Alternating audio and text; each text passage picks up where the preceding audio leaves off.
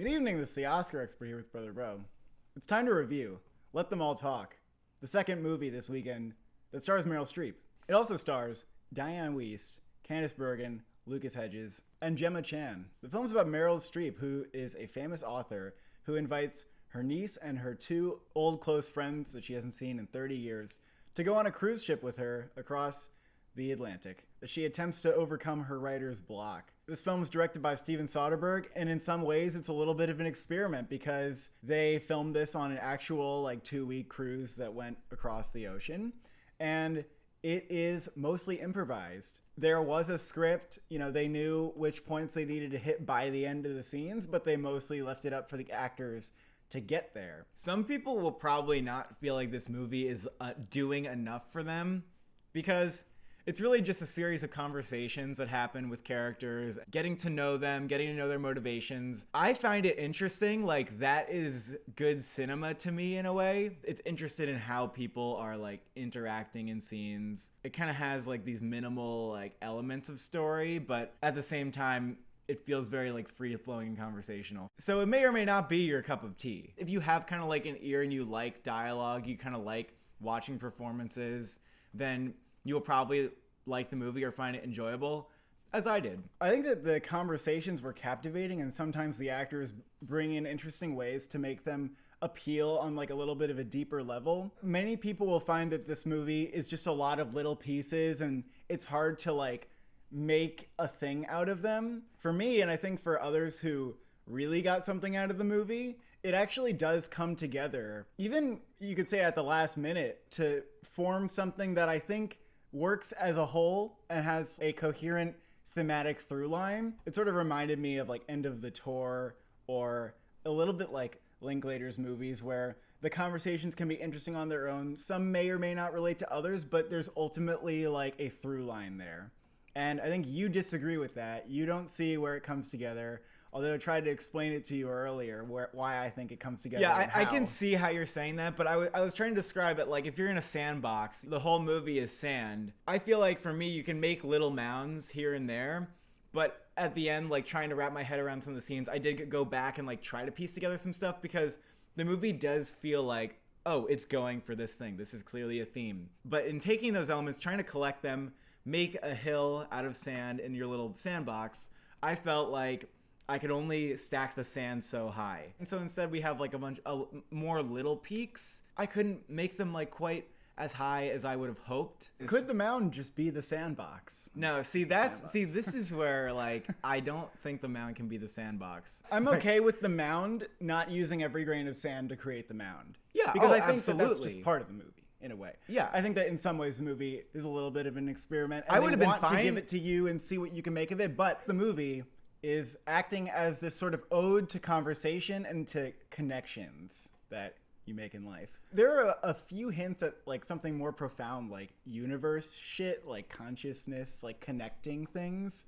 And those moments kind of became the glue for me to piece everything together. I understood those as trying to be the glue that is supposed to put these together. Then in looking back at the movie for kind of examples how that's brought to life, I had a harder time putting it together. You kind of disagree with that?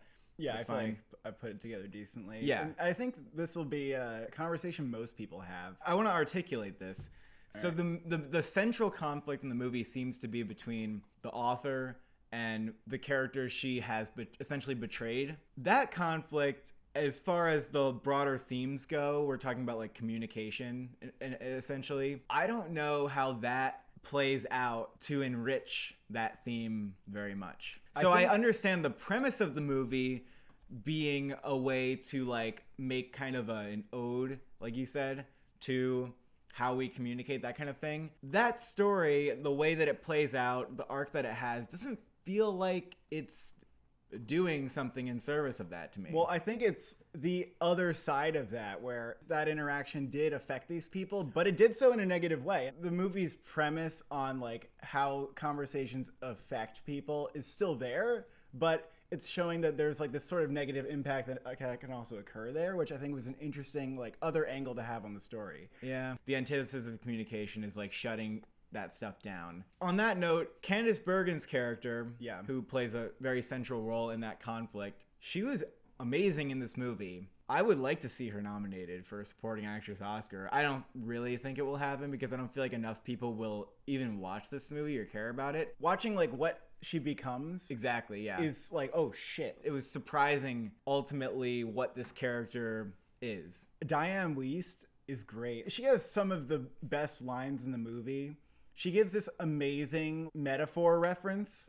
And if she came up with that shit like on her own, that's incredible. And then Meryl Streep's character felt like we left off with that character like before we got to see the fruition of where she was going. That I actually agree with a little bit. Surprising. Lucas Hedges also plays a really big role in this movie. I would consider him like a co-lead. Lucas Hedges ends up like flirting with Gemma Chen's character, and I found that story like really interesting to keep coming back to. I thought their conversations were really exciting, and Lucas Hedges' character's like curiosity about other people definitely rubbed off. Although there are some moments where the Lucas Hedges haters, where there are Lucas Hedges haters, will not be convinced by his performance in some scenes in this movie. And there are a couple moments where I think he may have slipped a little bit. But overall, I think that he was very good. I honestly don't know if I liked him in this movie. Whoa. I'm not sure. Like, I enjoy watching Lucas Hedges because I feel like I kind of like get him, but it's almost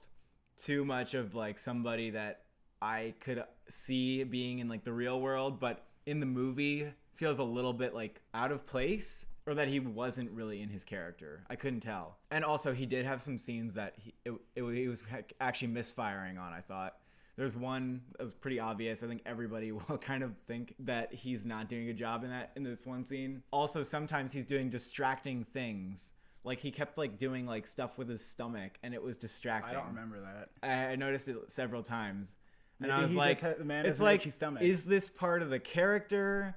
Is this just something that you're doing? Or is this, like, kind of, are you trying to be, like, a little bit funny? I can't tell sometimes. There are some things in the movie that didn't make that much sense. Like, why all the cutaways to, like, what's happening below the ship? Weird. That to me is just B-roll for pacing. Just like to give a little air That's between weird. scenes. That doesn't happen. No, that doesn't happen. But there are some abstract elements that I'm fascinated by in this movie. There were some little mounds that I was able to create from them. Where will you end up on that spectrum? How high will your sand mound go with this movie? I don't know. I thought that there were some laugh out loud funny moments from the actors, like the type of spontaneity that you might not get if it wasn't like an improvised movie. I think that it makes a lot of sense that this project, which is kind of about conversation and about connections that are really impactful to us, I think it makes sense that Soderbergh chose this project to be an experiment where he has the actors improvise dialogue. Paddleton's the only other movie that I can think of that did this, and I loved Paddleton. I've done some improv, like mostly comedy improv. I just think it's really fascinating to watch that stuff, and especially when it's done like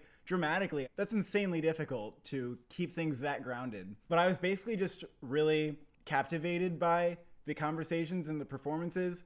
Unsure if it would really add up to much in the end, but I think the end was just like that little knockout that I needed for everything to click into place. Lucas Hedges' character in the end, he's like, oh, I get it. And I was kind of like, yeah, I feel that right. I feel that right there. I think that the movie does touch something a little bit more profound than you might expect. This is like one of the biggest surprises of the year because Soderbergh was not expecting much from him. I thought after The Laundromat that he was just fucking done. Aside from Behind the Candelabra in the previous decade, Great I didn't movie. see anything from him that I liked like this much.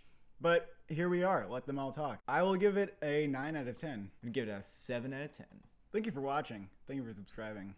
Do you talk to others?